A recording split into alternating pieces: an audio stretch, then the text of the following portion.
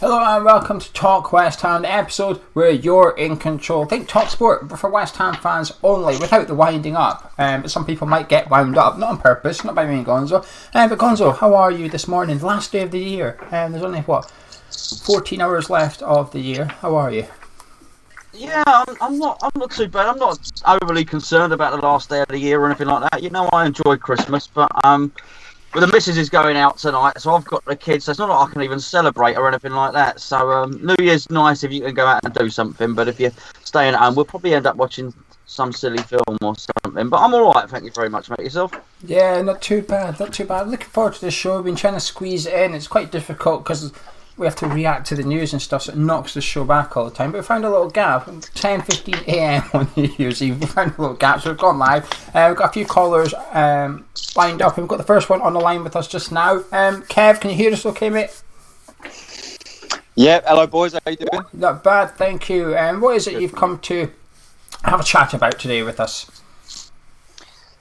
It's been a depressing decade, hasn't it, lads? I mean, since the stadium move, it's not gone to plan. We all know that. I'm not going to repeat it. We all know exactly what's going on. But I think it's just a complete lack of class that board continuously show whilst being in charge of West Ham. I mean, they've got so much wrong with the stadium move.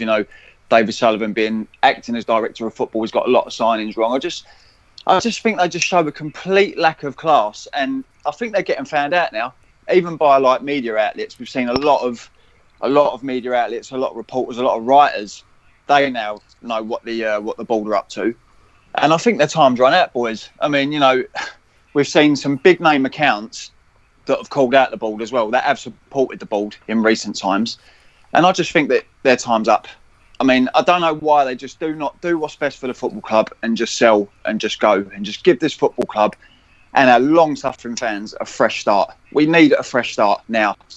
We've got a fresh start with the manager, perhaps, Kev. What do you make of the appointment of David Moyes? Very underwhelming, because we've gone backwards. We continuously go backwards under this board. We haven't gone forward since we've moved to the Olympic Stadium.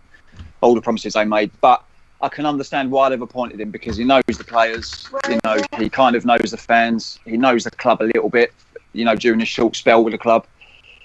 But it's just such an underwhelming appointment, boys. It really, really is. I mean, we're just going round in circles. It's like Groundhog Day supporting West Ham these days. And the worrying thing is, our hardcore fans are just losing interest day by day, one by one. Yeah, I think that is a genuine worry for everyone, really. Do you think Moyes will have enough in the tank to keep us up? Because at the end of the day, I suppose that's the most important thing in terms of the short term of the football club. It's staying up. Do you think he'll do it? I mean, look, no football club's ever too good to go down. I mean, we saw that in 2003 with the squad that we had there. I just think there's so much wrong at West Ham at the moment. But in footballing terms, we've got the quality to do it. We've got the individual players to get us out of the mess that we're in. I think we will stay up, just because there are teams worse than us in the Premier League at the moment. I mean, I'm not going to say we're going to stay up because we're miles better than everyone else. I just think there are worse teams than us at the moment. So I think we're just about to do it, but it's still an underwhelming appointment, because where do we go next year? They obviously didn't trust David Moyes with the money the first time around when he was here. So what makes them trust him with money now, with 18 months? I just really don't get their way of thinking.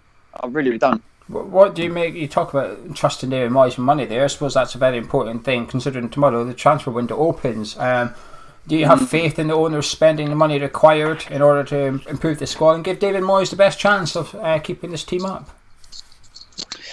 Well, not really, because one of the first things David Moyes said was, regarding the transfer window, was he wants to work with the players that we've already got. So that's a clear indication that he's not going to have much money to spend. They probably use their usual tactic of, you're left to sell to buy. But then again, who can we push out the door that's worth anything at the moment at West Ham? I mean, you've got players like Felipe Anderson. I mean, I think he's been awful this season. He's probably lost about 15 million quid in valuation. Where would he go, I don't know. I mean, when you look at players that he signed when he was in January before, Jordan Hugill, 10 million. I mean, it's not June Hugel's fault. I feel really sorry for the lad, It showed a lot of incentive to sort of work hard and try and push his way into the team. But, I mean, let's have it right. Jordan Hugel for West Ham United, it's not a big signing, is it? He turned down the likes of James Maddison and players of that calibre. I mean, I don't think that he's really got that attraction about him for players to want to come to West Ham. I mean, he didn't even have it at Man United, at the biggest club in the world at the time. So, it is a bit of a worry giving David Moyes money to spend, if there is any. I mean, who could come through the door? There's talk of Joe Allen, He's sitting bottom of the table with Stoke at the moment. That's a massively underwhelming signing for West Ham. Yeah. If it was to happen. You speak about players not wanting to come to play for David Moyes. Do players want to come and play for West Ham at the moment, Kev? Well, to be honest with you, I don't think they would, mate. I mean, there's probably more of a chance with Emmanuel Pellegrini there, because although he has done, had a terrible time with us, he still is a big name, an attractive name. But David Moyes and West Ham, I don't think anyone would want to come to us unless they were absolutely desperate to revive their career in the Premier League, i.e. players like Joe Allen. It's just such a depressing time at the moment, lads. But it's something that we're used to, being West Ham supporters. But we've always taken the piss with it as well. But this time round, we can't even take the piss with it because we are literally on our knees at the moment. So I can't really see a way out for us supporters at the minute. Fantastic. Gonzo, you've been sitting there quietly listening to Kev. Anything you would like to say or question Kev on? I would like to pick him up on what he said about class, because I look at class as almost two separate things. So class in dignity, class in how you carry yourself, but also there's class in the quality of your work. So I think they can almost be two separate things. And I think this board fail on both counts. So I do look at them, and I think the way they act in terms of dignity and as the way they carry themselves is classless. I do think it's completely classless. But actually, the quality of their work is possibly even worse. We could stomach a couple of classless owners who didn't really know how to communicate, who didn't carry themselves well, who didn't project themselves or the club in a good light. But the quality of their actual work. When I said the other day in our video that you've got to go back to, I think, Cardiff City under Vincent Tan to find a more sort of laughable joke of a club, I do really mean that. And the more I thought about it, we are the most amateurish club around in almost every single thing that we do. And that is completely classless, because if you want to rank that in classes in terms of, I don't know, let's take a Leicester City as being a 5-star club. What are we? What are we, a 1-star club or something like that? We are very, very poor. And when that seeps into every aspect of the club, and you think that the training ground is poor, the training facilities are poor, the scouting is poor, the recruitment, the manager is poor, the way we do absolutely everything, even the way we sell our tickets is poor. How can we possibly keep swimming against the tide and expect to survive in the Premier League, which is a professional, polished outfit, when everything we do from top to bottom is decidedly lower league? Yeah, I mean, you hit the nail on the head there, Gonzo, mate. I mean, I just think they're classless in every single aspect of the word. They don't treat anybody with any respect, down to the players, the manager, probably even the tea lady. They do not care about anybody but themselves, and they've proven that, particularly this season as well. I just think that. I mean, I don't know. I've met them before. I've met David Sullivan. It seemed like a pleasant guy at the time. Obviously, I've met David Gold when we had him on the radio that time when I used to be on the West Ham Way radio show. And as a person, they seem like decent people. But at the end of the day, they're running a business. That's how they look at West Ham United. Let's have it right. The football is just a sideshow at the moment. They've taken us into that stadium for one reason. They've done the same thing when they was at Birmingham. They tried to build a new stadium. It got denied by the council. They completely lost interest, then moved on to West Ham. It's all their part of their business plan. But along the way, they're not taking the club with them. And this is the biggest problem at the moment. They're completely losing touch with what's happening on the pitch. And it's beginning to catch up with them now because, we're fourth from bottom. It's, New Year's Eve and we're in deep, deep, deep trouble. We're no better off than what we were 10 years ago when they first took over us. You know, it's just such a, like I said, I'll keep on repeating myself when I say it's just such a depressing time to be a West Ham fan at the moment. But, you know, you use a perfect example of Leicester. They're like a 5-star club, you know, they've got a strategy, they've got a plan. I mean, you know, God rest his soul, their owner died in a car crash and they've still continued on his, a helicopter crash, and they've still continued on his legacy. You know, they know exactly what direction they want to go in as a football club. But West Ham, we just seem to continuously go round and round and round in circles. And it's never going to end until they just sell up and go and give us a fresh start. I mean, I've said it over and over again. They can sack Sam Allardyce, you know, they can sack Slaven Bilic, they can bring in David Moyes for 6 months, bring in Pellegrini, sack him, bring David Moyes back. No manager will succeed under a board that has got one plan, and that is to take as much money out of that club as possible until they go.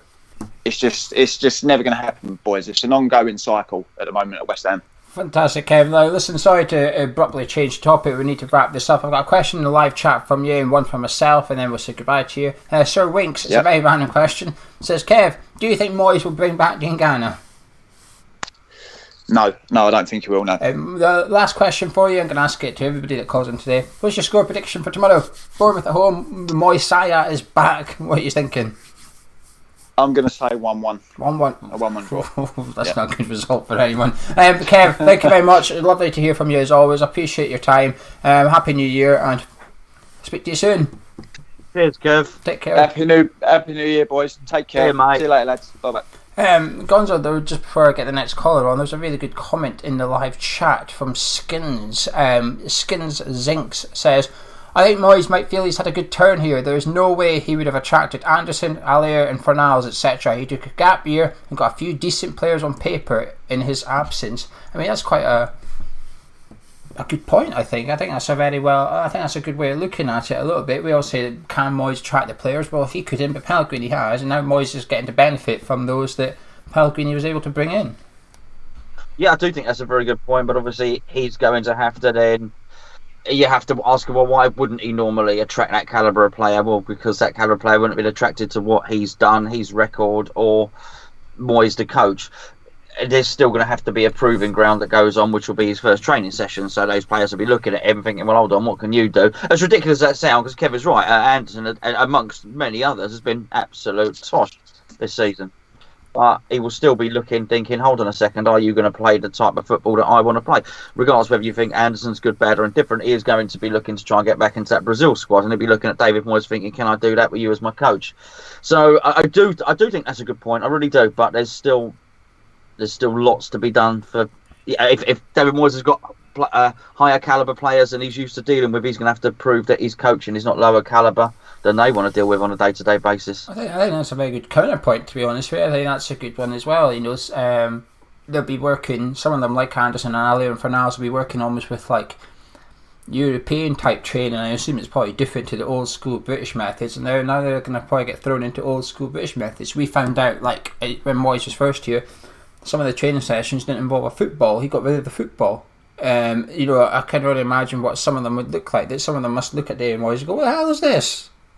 Why are we not training with a ball? It's football, but with no football. So that's an interesting. There's two good points. That guys, keep your comments coming in live chat. Try and not do questions, but keep that for the cup of tea. This is your show. Get your comments in. We want to know your thoughts. And Jamie Meach, I think the players are just there for the money. Greedy is a part of the game now. We need fighters, ones who kiss the badge and mean it. Gonzo, can you see the live chat today? No, I can that's rubbish. Have a go and get it up if you want. Yeah, do that. And also what Gonzo's going to do is take a look at your comments from the David Moyes video that we did on Sunday evening, just before he was announced, actually. We did a video about what could be like under Moyes, and then he got announced just an hour later or something. We're going to look at the comments on that while I go and fetch our next caller. T-Bo says, the board of West Ham has no class, no integrity. They make Mike Ashley look credible. And Mark Sherburn-Bowen says it's down to those that do the recruiting to attract the better players. It's the club that attract the players. So have you got your live chat yet, Gonzo? It's just come up, mate. Brilliant, it's just right, come I'll let you have a look at, read out some comments, and I'll go get the next caller ready. Well, we got Mark Sherburn-Brown, who we know very well. Mark says it's down to those that do the recruiting to attract the better players. It's the club that attracts the players, which, yeah, I mean, obviously Mark is saying... I just read that one out. Well, there you go. Well, Listening. that's what happens. I can't multitask, you see, because I was looking for the chat at the same time. This is the quality you get with the morning stream. Where we got Mandy Gold. She says, "Is Moyes going to play two up top?" Listen, Mandy. As I said, we'll do questions in another one, but I would just answer that quickly. I think that is very unlikely, but I think he'll get someone quite close to the striker, like he did with Arnie and Lanzini. Zach says the players have to play for him as much as he has a job to do. They do, and we've got to hope that they are now motivated. We've got to hope for an uplift. A Chills says, "I think at the moment we are so poor, a kick up the arse from Moyes is exactly what the players need." I'm pretty sure that's in reference to them seeing a British type manager and maybe somebody that doesn't like to work with the ball too much, which I would certainly think they do need a kick up the backside. I think that the trouble is the difference between that and Fergie's old days, maybe when there was an omnipotent power in the manager. Now the players do hold a lot of the power. If the players look at Moyes and think they don't like it, they can just down tools and then ask for a transfer. Are you ready there, Gio? Not yet, keep talking. Go to the comments on the video if you've ran out of live chat ones. That's right. No. Live chat is absolutely fine. Ian Smith says, "What are your fears for our club if we get relegated?" Ian, I'll tell you what, we've done that on numerous occasions, my friend, and it is a long list and a video in itself. Mark Kerslake says, "With difficult fixtures coming up, if Moyes does not hit the ground running, how far are we from protests last seen at Burnley?" A lot of questions here, Gio. An awful lot of questions. What I'm going to do is I'm just going to switch over to our chat from our previous video, which was the video about David Moyes that Gio's mentioned earlier. Phil, and I'm not going to read out your second name, Phil, by the way. But Phil has said Moyes wasn't my choice previously. He's not now, but for the same reasons, he might just be the right man for our current circumstances. Whether he's the man to take us forward can be shelved until the summer. I can see a few reasons to be slightly optimistic. So Phil is slightly optimistic. He says he's a disciplinarian. We need that. Pellegrini was just a nice guy. He will improve our defending. It's what he knows. Fully expects a back five, and that will give extra support to the wing backs. My God, do they need it? He's not joining us with Fabianski and Antonio injured. That would have made life even more difficult for a new manager. And he says, number 4, he's inherited a much better squad, which is what we've just discussed. Point number 5, he doesn't have to turn a winger into a striker. And I think that's a good point as well. Point number 6, he's got a lot of points, Phil. Everton fans took to him. They were gutted when he went to Man U after a long spell at the Toffees. Number 7, he's going to be ultra motivated to prove Sullivan wrong. Number 8, he's had a proper track record. He's a proper tracksuit manager. Training sessions will be hard. Number 9, an identifiable system of play that doesn't include ponderous sideways passing. He's managed to find 9 positive points there. Well done, Phil. I think he had to work hard for that one, but he got there in the end. Well done, Phil. And I think we might just have our next caller joining us any second now. So let me just check. Ruben, can you hear us okay? Yeah, I can hear you guys. Fantastic. Hello, mate. A little bit quiet, but I'm trying my best to hear you guys. That's okay. We'll shout. We'll shout for you. What have you come to talk about today, Ruben? I guess it's more sort of a reiteration of what a lot of people have been talking about. I guess with the current situation, it's hard to kind of have any sort of ideas that aren't shared with anyone else, obviously. I think a new sort of theory that would like to sort of talk about is something called the iceberg theory, if you know what that is. No. You heard of that? No, mate, so go on. You see, with like success and the club doing well, it can be anything. The tip of the iceberg is always usually referred to as the result, and I think in our case, we're trying to achieve this successful club and this successful image, and below that are so many problems, so many things that are needed to make the iceberg theory work. And we've spoke about the training ground and the physios, and there's so many things that are going wrong with the club. And I think that's where we go wrong, because I heard I think Sky done a hours live chat the other day, and they were saying, well, why are West Ham fans so upset? Like, we've had a Premier League winning manager, we spent 100 million, as if that's some sort of troubleshoot to all of our, issues that have been going on. And I think I don't know how to feel about it. It's like we're being sort of conveyed as this spoiled brat who's had his toys. What's the problem? And there's so many underlying issues that we've not addressed to be this next level club, and it's abysmal, mate. They even spoke about the training ground, and I think Mark Noble came out saying, guys, I don't know what's anyone's talking about the training ground. Everything's sort of fine here, as you would as a captain defending your club. But these pundits, they were really, really digging into how poor our facilities were. And if these Sky pundits, they don't really know too much about West Ham. They just kind of, I don't know how, when it comes to us, they just sort of speak very briefly, without actually getting into anything, because they don't really have any real understanding. They said Sebastian Aller's a target man, and he's not. This is kind of how they speak about West Ham, because we're not that big club that like a Chelsea, where they don't really, it's not like their main focal point. And I just don't know how to feel about it, mate. Like, we can't succeed under these current owners because their ideology is to do everything on the cheap and sort of dress it up as if we're taking that next step, when we're not taking any steps at all. Backward steps, if anything. So do you think David Moyes is almost set up to fail then, Ruben, like Pellegrini, like Moyes before, like Slaven Bilic? I think it's shrewd only because he's got the capacity to keep us up. I mean, as far as taking us forwards, to that next level that they keep mentioning, I think that's gone, mate. That if there was any iota of that happening, that would have happened when Payet was here. I just don't see it, mate. I think the best that we can do at the moment is just try and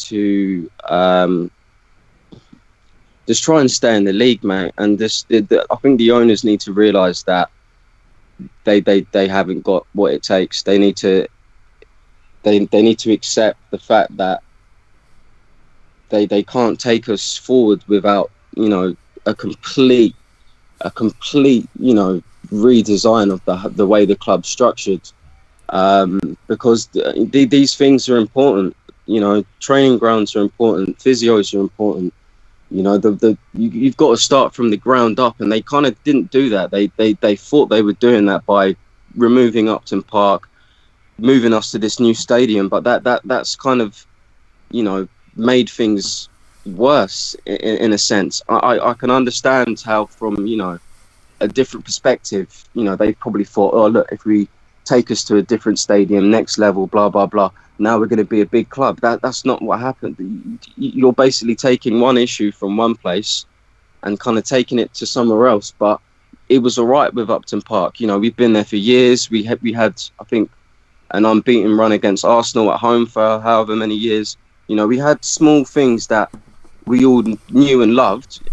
Even the smaller things like the bad shops and stuff like that. It was all right. That was the West Ham way, and we've been promised something that just on the face of it was never really going to happen. Because we didn't start from the ground up. We just moved, we moved issues that we were sort of okay with to somewhere else where they're just not okay anymore. It's not acceptable. Do you think, though, Ruben, they actually want the next level? Or do you think, because we often on this channel, myself and Gonzo, often allude to the fact that as long as we're 17, Sullivan will be happy, Sullivan will be fine.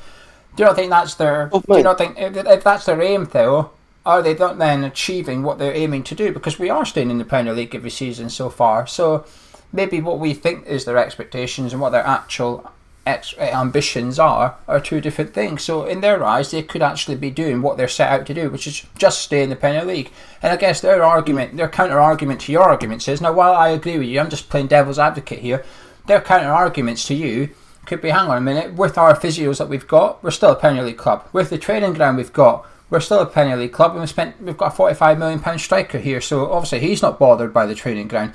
I think their counter argument would be, why would we spend 100 million on a training ground when, what's it going to do? We're already in the Premier League, we're already here. £100 million training ground is not going to do anything. We're already in the top division. I think the thing with it is, mate, it's hard to counter that, obviously, but I think from my point of view, you know, these guys are very, very calculated. It might not seem like it, but you know, from a certain point, these guys are extremely, extremely calculated. They're very, I wouldn't say always careful with what they say, but you know, they've always got a way out of you know, the situation that they happen to find themselves in. But I think my argument, Geo, is the fact then why did we move? What was the actual sole purpose of moving us, if not to you know, groom us for sale? Because you know, we can be made out to be that big club which, you know, someone's really going to want to buy, but how much could they sell us for? How much is it going to cost to do what, you know, we've all been saying, as far as if we do want to follow the footsteps of a Leicester, you know, that's going to, how many hundreds of millions will that take? Well, quite a lot. I think this is my argument, though. Why would they then spend that hundreds of millions to move up the table? We're not moving up a division. They're already in the top division. So would David Sullivan get those hundreds of millions back? I don't think he would. Yeah, I can understand that, but I think, you know, there's nothing about the new West Ham that, you know, I remember or a lot of other people remember. And I think when you sacrifice, I think people refer to it as the soul of the club, whatever you want to call it. When you sacrifice that in return for the same, you know, dross, you know, the same results against teams we should be beating, I think, what was the point? That's what I don't really understand. I think that's the hard pill for me to swallow is, you know, what's the point? And I think the reality of it is, are we even going to see anything better under a different owner? Because I feel as if, you know, these business people are just looking at West Ham as a prospect. How much money can I make from this? How much would I have to put in? How much can I get back out? And I think the sad thing is, you know, these guys say that they're fans of the club, and it is when you look at it like that, it does really hit home that, you know, we've been absolutely robbed, mate. I don't even know what to say, mate. It's just a shit one, mate. Just to put it in French, mate. I don't know what other words to use, to be honest, mate. Don't worry, I do agree with you. Just be crap if I sat here and said I agree with you. I've got to argue with someone about something. Before we wrap this up, Gonzo, have you got anything you'd like to say to Ruben? Yeah, well, firstly, thank you for calling in, Ruben. Thanks, mate. We got there in the end, didn't we, buddy? I think what he said about Mark Noble and what he said about the training ground. Yes, Ruben is absolutely right. Mark Noble would say that because he's the club captain. But if there is anybody in our club with no authority to talk about our training ground, it's Mark Noble. For the very same reason that he's a club legend. He's had a small loan spell at Ipswich. Mark Noble represented England under 21s before St George's Park was even built. Mark Noble is probably the least knowledgeable person in that whole squad on training grounds. He has literally seen Chadwell Heath and Rush Green. So he may well think that that's a good training ground. Maybe if he had played at some other clubs, he'd realise that it probably wasn't quite that. I do also understand what Ruben said about the media. But I also think Kev was also right, because Kev said when he first came on that he thought the media were cottoning on. Whilst you are right, I did hear that bit that he alluded to. There was also another segment on TalkSport yesterday with a I can't think of the lady's name, but she was a sound like she had a northeastern accent. she was tearing right into West Ham. John Hartson was on yesterday, was tearing right into West Ham. So I do think that Kev is also right. I think the media is turning. I just also do think it's very, very easy if you don't, like he said about Sebastian Haller being a target man. That's just one example. It's very easy to have a match of the day analysis of West Ham in the same way that we can of other clubs. If all you see is 10 minutes here or there, you don't know about the intricacies and workings of the club, you might well think, what are West Ham moaning about? But yeah, it's hard to disagree with anything he says, really, mate. Fantastic. Ruben, final question. Can I get your score prediction for tomorrow, please? It just depends who turns up, mate. I think we can all appreciate that we are a bit of a charity team. I think as far as scorers, anyone who hasn't scored for Bournemouth it's a 50-50.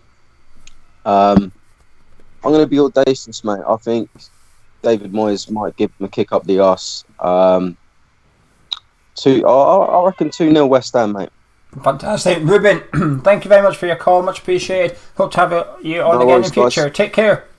Yeah, cheers, definitely. Mate. Take care, mate. Cheers. Brian Gray in the live chat says, what Wolves and Leicester have achieved is hard to replicate. So many things have to come together. I think if we had remained Upton Park, we'd have been happy to become a Moyes Everton in terms of results. I think that's sort of like the true, really. I don't think we would have complained too much with Moyes at Upton Park as such. I certainly wouldn't have been. As sort of fair enough. This is what we are. I think with Wolves and Leicester, I think one thing to remember is they did get new owners before they kicked on. They don't have someone that lived across the road from Filbert Street or the Molyneux as the owner, or that snuck in when they were a child to watch the games. They don't have those owners. They have sold up to, what do you want to call it? Empires almost, business tycoons, people that are willing to sort of put the money in and not to run it. They're willing to put in football people in place of football clubs, and they will control the purse strings and they will control the top, and that them guys control the middle, and the middle guys control the bottom, if you like. Whereas it seems like our top guy controls the bottom guy and misses out everybody in the middle, probably because there's not enough people in the middle. That bit from The Athletic, I don't know if you've read it. Have you only read the bit I sent you? Yeah, I haven't subscribed. The thing is, I used what you get a free trial. Yeah. I've clearly used that before. I can't get another free trial. Quite frankly, I'm not paying a tenner to read it. In The Athletic is a subscription-based website, but it's done by journalists. It's just got no ads on it. That's what makes a difference. So you have to pay for the features, but it's well written stuff, well researched. They've got really good contacts. They're ahead of the game. They're like the modern day equivalent of a newspaper, if you like. And they did one on West Ham. And there was a bit about someone saying to Pellegrini, "Hi, I'm a James Blunt, nice to meet you," or whatever. But there was also a bit in it that when Moyes first came in, David Sullivan agreed to an audit. So he got auditors in to look at the whole club, the whole structure. And it basically, the Athletic said they were shocked at what they found out about how badly it was run, how there was nobody in key positions, the structure was awful, and it was so bad that when they had to look at the scouting department, Gonzo like this bit, the scouting department, they had very little staff, but not only that, they didn't even keep the scouting reports electronically. Some of it wasn't even stored anywhere. There's no way of going and finding what they've been looking at. Anyway, Gonzo, switch on the live chat, please. Have a little read. Get your comments in. Comments, not questions. Get your comments in. Gonzo, have a read through them, and I'm waiting to get the next caller.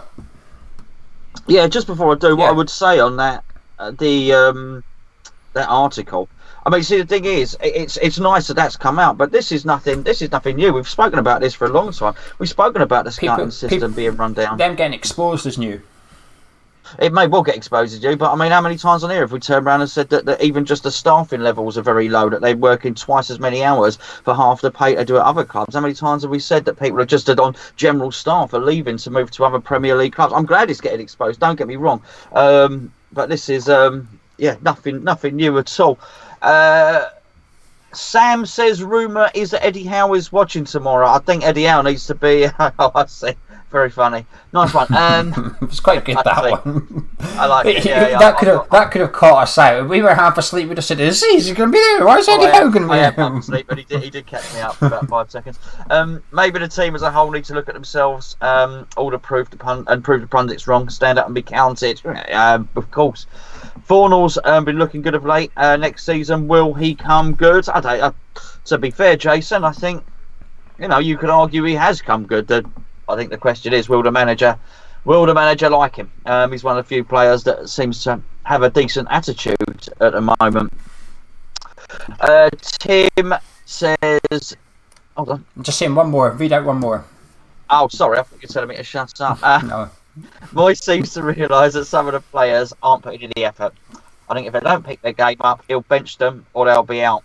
Hope he'll improve. Yeah, I mean, absolutely. We'll see that. Don't run, don't play, if you remember his old mantra. Fantastic. I think we've got our third caller on the line. Frankie, can you hear us okay? Yeah, I can hear you. How you doing? You good? Yeah, not too bad, thanks. What have you come to chat about today with us? I guess it follows a little bit on from things that have been being discussed so far this morning, and Gonzo will know this is sort of something that's been winding me up a little bit for a long time. But I guess it's a little bit of sort of the culture that's passed down from the very top, really, and the fact that fitness-wise we seem to be incredibly poor no matter what manager we have in charge. Even under Bilic, we had a 70-plus-year-old fitness coach. It doesn't matter what manager we have, we're not conditioned, we're not fit, and it's just why. Players seem to join us. If I remember Haller at the beginning of the season at Watford, he was chasing the ball down, winning headers, running non-stop. That's all stopped. Players seem to join us, their fitness levels go down, their work rates go down, and that isn't something that was just under Pellegrini. It seems to be under whatever manager we have. And sort of the previous caller sort of touched upon class a little bit. I actually think class is probably the least thing that we need right now. I think we need grit, determination, work rate and fitness. And you've seen teams like Manchester City. You see Sterling, he's not the biggest player, but he's conditioned and he is, such a fit sort of athlete. You see Mark Noble take his shirt off after the game. He looks like a Sunday League football player. Why? I don't understand. It's, the Sheffield United manager gave an interview after beating Arsenal, and the guy giving the interview turned around to him and said, that work rate was phenomenal. Was you impressed? He said, no, that's the minimum I expect. And I think for a side like ours, a team that hasn't got, okay, we're starting to get what we so-called world-class players bringing in now. But I just think the very minimum requirement we should have right now is being fit and chasing. And to be honest, that's probably one of the positives of Moyes, is he doesn't tolerate people who don't run. And under him last time, that was probably the fittest I'd say we'd been. Well, I was about to say to you, Frankie, where do you put that down to? Is it the facilities? Is it to the staff that's in charge of the players in terms of the fitness regime, or is it the manager? Or, you said the word culture, I like that word. Is it just the culture of West Ham United? When you come here, you're allowed to kick back a little bit. Zabaleta's probably gone from the most strenuous thing at Manchester City with the Etihad camp and all that, being getting evaluated after every game, coming to West Ham, and he looks at it thinking, bloody hell, this is a bit of a holiday camp, innit? Is this what you do at the club? I think that happens to everyone, to be honest, and I think that's why they become quite disillusioned quite quickly. Let's be right, during the Christmas period, we had one less game than everybody else, but they was given a week's holiday. Why are they given a week's holiday when we're really struggling? We're up against it. They should have been on that training ground working, getting ready for the next game, putting in that additional effort. But that's, again, it's not just Pellegrini. It was under Big Sam. We had the warm weather training. It just seems like they come there and it's a bit like a holiday camp. And you can't put it down to the manager, because we've had many different managers now and it's not changed. You can't put it down to the facilities. Someone can go in a £15 a month gym and be super fit. You can have someone who goes to David Lloyd for thousands of pounds a year and just sit there drinking coffee all day and not fit at all. So I'm not sure I can put it down to the training. If you want to be fit, get out there and be fit. For me, it's something that seems like it is passed down from the very top, and it's just incredibly frustrating when a team like ours and how we used to be previously back in sort of early 90s and so on. That was what we was all about. We was about grit, determination. We was about work rate. We was about we knew what we were. We knew what type of side we wanted to be, and we put ourselves out there and gave everything. And I just haven't seen that for a very, very long time. You've spoke about the appointment of Moyes is going to get that running back. Are you happy with the appointment of Moyes? No, absolutely not. I was trying to just not put everything negative this morning. Really, it's not something that I'm happy with. I don't think you should go backwards. I guess that leads on to a little bit on the second point I wanted to make, really, and that's that the sort of board are very good at pacifying the support, at coming up with things that kind of take the edge off things a little bit. And previously, when we've been going through difficult times, they've brought in attacking coaches who are ex-West Ham, and they've always done these clever little ploys to make us think things are better than what they actually are, and to sort of, cloud our vision a little bit, if you like. And I really expected them to do that this time. I expected them to appoint Moyes, and I know there's been rumours, but we've got a very important game tomorrow. And I really thought that to get people back on side and up for that game, rather than it be all the doom and gloom of Moyes coming in the most part, I thought they would have put someone like Joe Cole alongside him, whether it be James Collins, whoever, just someone there who is proper West Ham. It gives people something to believe in a little bit again, really. And they haven't done that this time. And I don't get why. It's almost like they've gone past caring themselves now. Which is a big concern. I think James Collins is supposed to be coming in. I think the issue with James Collins is he doesn't have the right coaching badges and whatnot. So I think they're trying to work out how to get him in without officially being a coach. It's almost going to have to be like a voluntary role for James Collins in order for him to come in and get away from the thing. And I suppose this is what it all comes down to, that our culture is you don't have the coaching badges. Don't worry about it, mate. We'll work something out. We'll get you in anyway. Don't you worry about it. Do you not think, though, David Moyes is quite... The one thing I found with you say about how to cloud the vision, I think you're right. I think it's about controlling sort of emotions a little bit. And I think David Moyes himself does that. I think he's quite well spoken. I think the club media team have been on a massive positive Moyes PR session since he joined with his interviews and stuff, because he says the right things and he says what fans, I suppose, want to hear. He's talked about lack of running and stuff. Moyes mentions those things. Moyes mentions about how he wants to get to work with the team and stuff. So do you not think Moyes is doing the whole clouding on behalf of the owners? I actually think that I'm already concerned that when a manager's been at West Ham for a period of time, they normally start to say things that are completely ludicrous, to be honest. I remember Glenn Roeder's days when he started saying things that were very, very strange. Pellegrini ended up in exactly the same way. And it's almost like anyone who's sort of around West Ham for more than 2 years, you start saying things that could put them up for serious concern of being sectioned, to be quite honest. And Moyes has not started that 2 years down the line. He started it now. And to turn around and say and call West Ham home is very, very confusing to me. I don't get where that's come from whatsoever. And then to turn around and say that's what I do is win. Well, have a look at your win percentages for the last couple of teams that you've managed, and that's the last thing that you do is win, to be quite honest. So, do I think he has a chance of getting us out of the position we're in? Maybe. But the way he's talking already, to me, is there's no confidence it's instilling in me. If anything, I think he's already started to lose the plot a little bit with it. I think some people do fall for what he says. So when he says I'm a winner, not everybody says, hang about, you only had a win ratio trait. I think a lot of people say, well, actually, you did keep us up last time, so you are maybe a winner. Gonzo, you've been sitting there nice and quietly. Any comments or questions you'd like to throw at Frankie? Yeah, I mean, what he actually said was, he said, I think if you look amongst a certain amount of managers, I think you'll see I have one of the higher win percentages. I mean, how that is really, really vague. I mean, what percentage? What are you talking about? You could say that about anything. You could say, well, I'm sure if you look about at a certain amount of people who present a video. To be fair, Gonzo, I can guarantee you I'm unbeaten as a manager in the Premier League. 100%. That's exactly. Yeah. In a certain amount of people with an unspecified percentage, you may or may not be up there. It's completely ridiculous. No, I think what I did. Well, the weird thing is, obviously, I speak to Frankie almost every day on the phone anyway, so I know Frankie's opinions. What was something that I've meant to touch on previous videos and think I've forgotten was that we had one less game over that period, and when we went to play Leicester, I thought, well, what are we doing here? Why aren't we fitter than everybody else? This is absolutely crazy, really. We've got we had the game off that we wanted to have off as well, which is the one with we're guaranteed to lose against the best team in Europe or whatever. So if you were going to have one game taken away, you didn't have to play over Christmas. It was that one, and yet he's right. It wasn't just that we gave everybody a break. We did still look tired.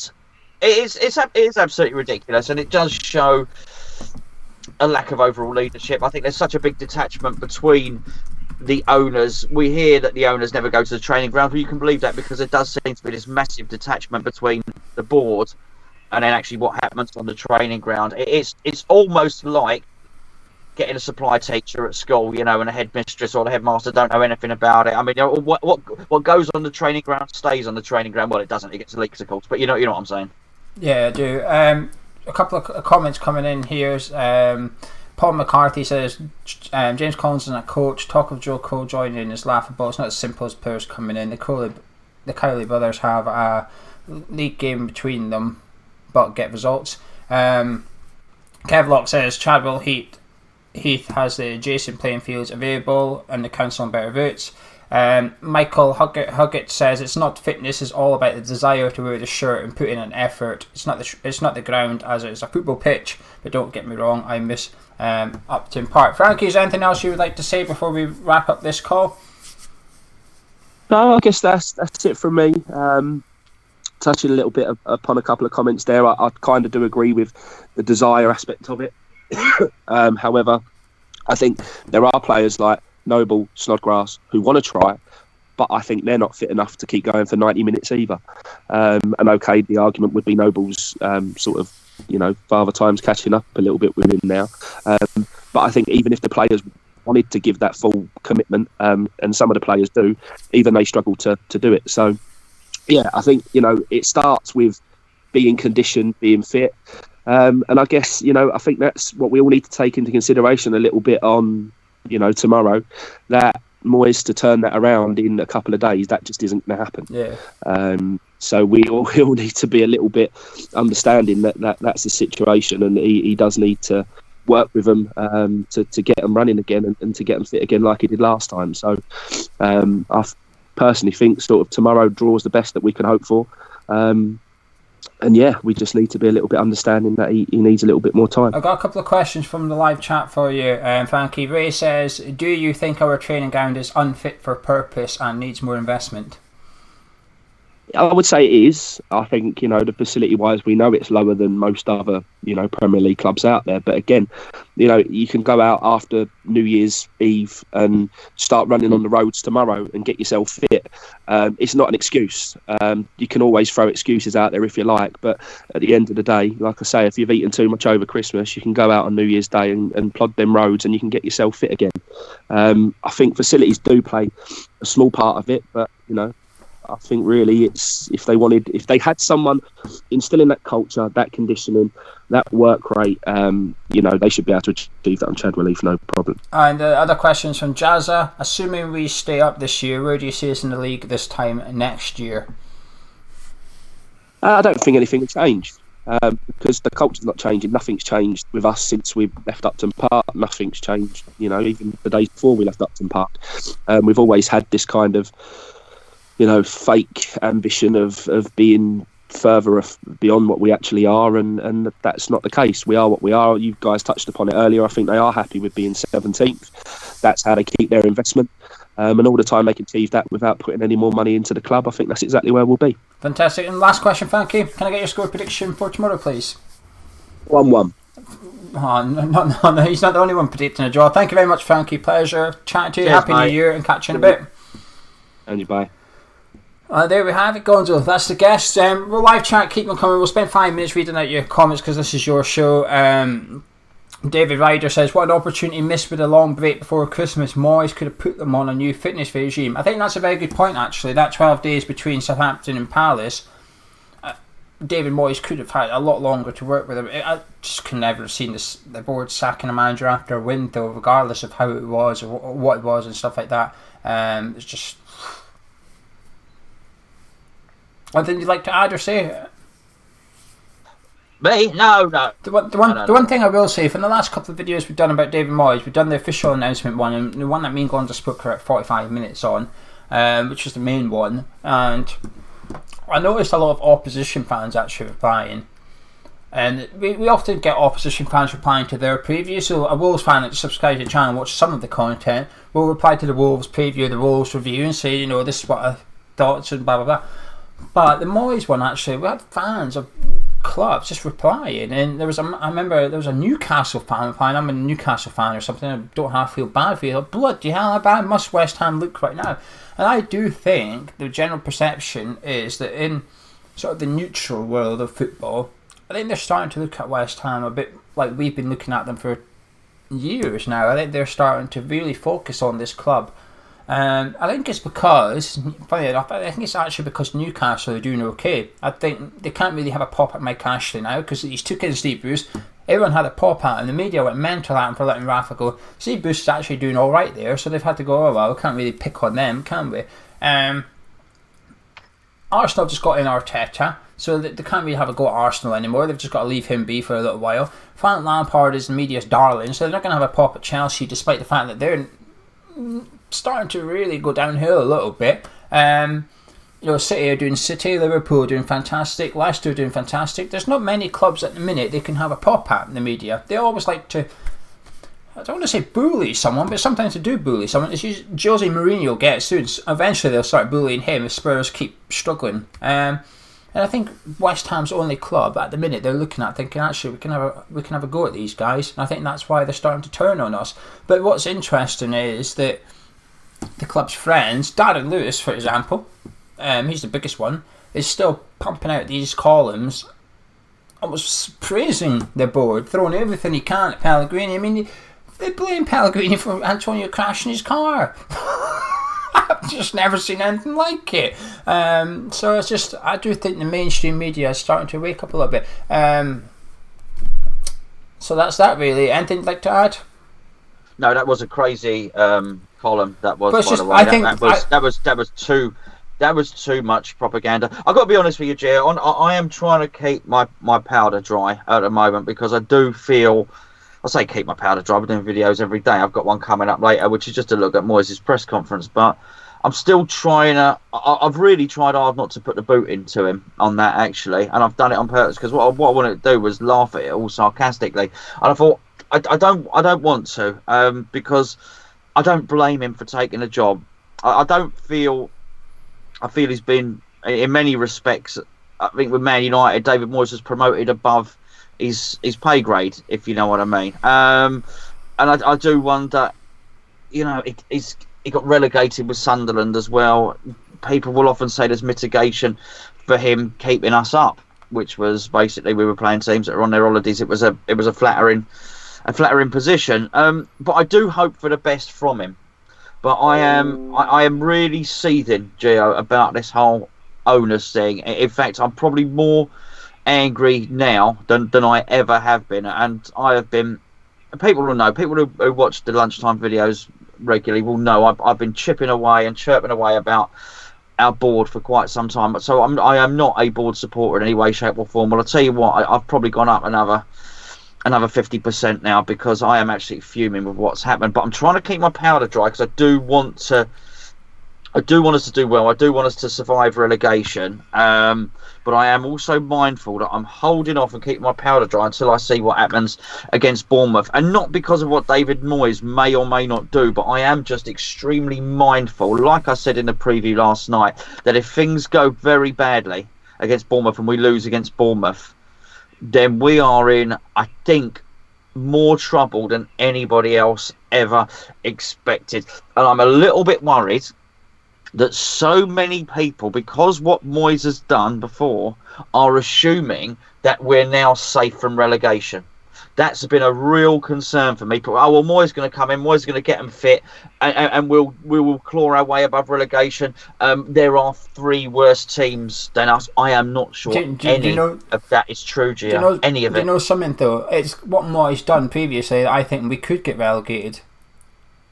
Do you know how some people think because of what he done, I actually think because of what he done, we could go down. I remember us conceding 4 goals a game under Moyes. I remember us getting, what was it, 3-0, 3-1 against Swansea City, who are struggling in the Championship. Well, they're not struggling now, but they were struggling in the Championship for a little while. Yeah, because the IU brothers were lording it up, Yeah. weren't they? They were on one We that got day, slapped yeah. by Swansea, and he has second worst win ratio in our history of managers. And like I said, when we appointed him, that only got boosted because he won a couple of games at the end of the season when Everton, I can't remember who else it was, were on the beach, but we were still going because Moyes was trying to get a new contract and stuff.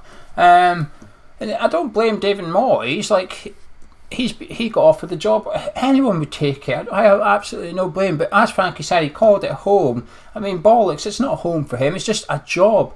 I said on the official one, now I wish I made this a point more often, I reckon he would have preferred any of the other 19 jobs in Premier League. Yes. I genuinely, hand on heart, I believe that this is his 20th choice in the Premier League. But it's number one of the 20 willing to give him the job, and that's why he's here.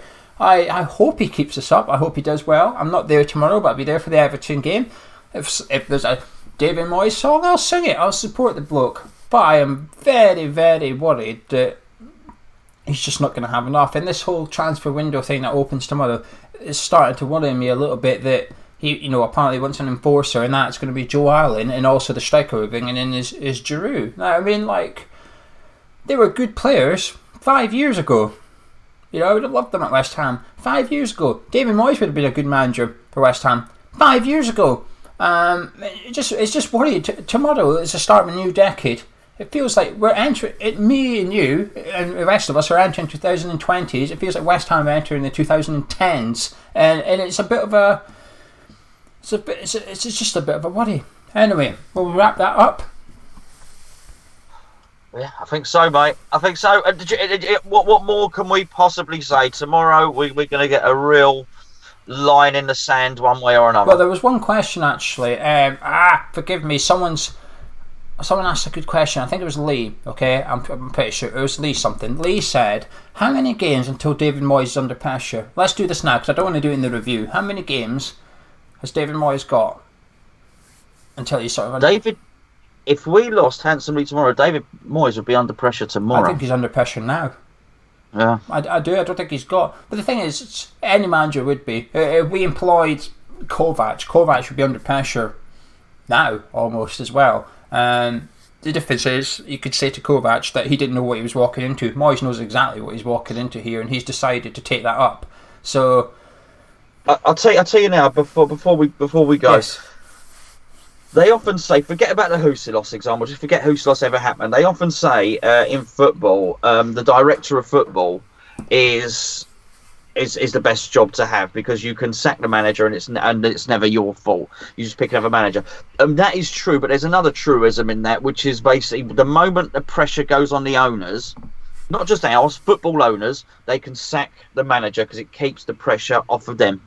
They are in a really interesting situation now, the owners, because they have exhausted all of those lives. If a cat has 9 lives or whatever, the owners have exhausted all of theirs. They can no longer continue to sack managers. Don't look. Just read the list of all the people they've employed just at Birmingham and at here. They have run out now. They can't keep deflecting the blame for themselves. I do believe that now, and this is why I don't want to. I quite like Moyes, not as a football manager, but I quite like him. I like the way he carries himself. He seems like a nice guy. I will not be gunning for Moyes over this. I've got to say, I wish he didn't have the job. My sights are firmly set on the way the club is run. I think everybody else has woken up to it, and as a cat, they've had their 9 lives. They are not going to get away with this anymore. They cannot deflect it. They cannot spin. They have spun everything to high heaven for all these years. People have had 10 years of these owners, and people now, even their support in, not the particular chat here, but like if we do a video, and particularly if we do and we're critical of the owners, you'll always get 2 or 3 will set up and go, well, hold on, what better owners do you think we could get? Or do you think these owners, you always will get some. So there are, and there's not many, but they do have some. I think even the board supporters are starting to realise that they're pretty much incompetent. I certainly, when I said the other thing the other day, I think it was only Vincent Tan that and Cardiff City a couple of seasons ago, which were more of a joke club than West Ham. There wasn't one. Not one comment came back and said, actually, no, I think you're wrong there. I think these are good owners. Now, in months gone by, somebody would have challenged that comment. People weren't even challenging it. Yeah. And I think this is it. They can't keep sacking managers. I just think we are at a pivotal point. And if the owners think that by the appointment of a new manager that we've all forgotten about everything, it's, as you said the other day to me, Gio, it's almost the anger. They've appointed a new manager. It's almost worse than before Pellegrini. Yeah. People aren't happy. Yeah, I completely agree. But we'll leave it there. And if you've enjoyed this Talk West Ham, drop a like on it. A massive thank you to our callers, Ruben, Frankie and Kev. It was short notice, this one. It was a very tough one to get in, but we wanted to do one. We want to keep doing these. If you want to join in future, email us, hammerschat@gmail.com. Get in touch and we will keep you up to date and get you on the next live show. We're back tomorrow. It's a 5:30 p.m. kickoff, so we'll be doing the review straight after full time, hopefully. Celebrating 3 points for West Ham and David Moyes. Subscribe if you're around here. It says we've got 0 subscribers above Gonzo's head. I don't know why. It's the website. Don't blame me. Is it on telly tomorrow, the game? Yes, it's on all games tomorrow. Every single one of them are on BT. They're doing what Amazon Prime did. So I believe if you're on BT, I think it's a red button or something, and you can pick whatever game you want. So yeah, we'll do. I'll tell you what, we're going to do a build-up show as well. We'll do a build-up show at 4:30 as well, because it'd be interesting to see what Moyes lines up with. Actually, it's something to talk about there, so we'll do that as well. Anyway, catch you in a bit. That's been Gonzo. I've been Geo. Been Hammer Chat. That's been the callers. That's been Talk West Ham. See you tomorrow.